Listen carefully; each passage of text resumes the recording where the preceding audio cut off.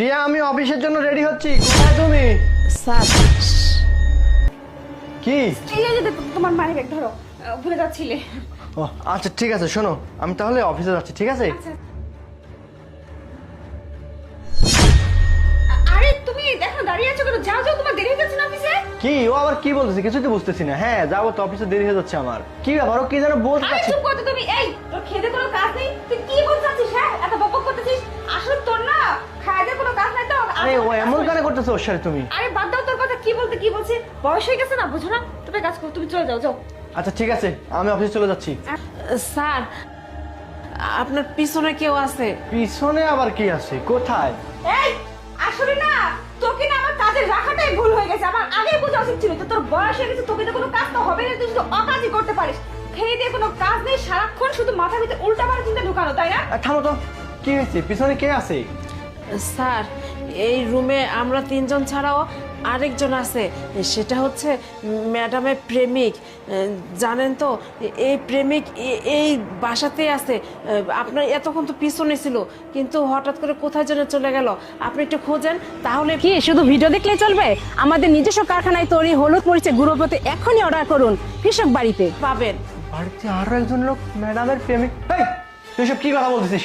তুই কি ভুলে গেছিস তুই এই বাড়ির কাজের লোক?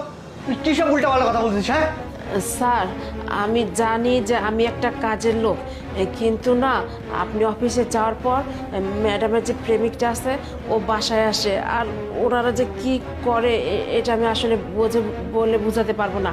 স্যার আপনি একটা কাজ করুন না, আপনি একটু খোঁজেন। এইখানেই আছে, আমি একটু আগে দেখছি ওনাকে। এই রুমের মধ্যেই আছে? কি বলতেছে পিয়া এইসব? না না, ও তো উল্টাপাল্টা বলতেছে, ওর মাথা ঠিক নেই। কি থাকবে আমার রুমের মধ্যে? তুমি আসলে ওর কথা কেন বিশ্বাস করতেছো আমি কিছুই বুঝতে পারতেছি না। তুমি অফিসে তুমি যাও। থামো।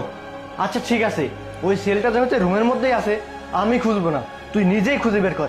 আর বের করতে না পারলে তোর আজকে খবর আছে। যা খুঁজে বের কর। ঠিক আছে স্যার, আমি এখনই বের করতেছি।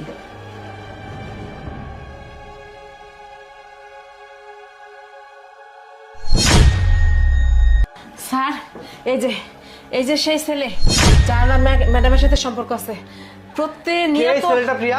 না না, বিশ্বাস করো আমি তো ওকে চিনি না। আমি তো ওকে চিনো না মানে? দেখিনি। ও কাকে ধরে নিয়ে এসেছে? রাস্তা থেকে বোধহয় ধরে নিয়ে। রাস্তা থেকে ধরে নিয়ে আসছে মানে?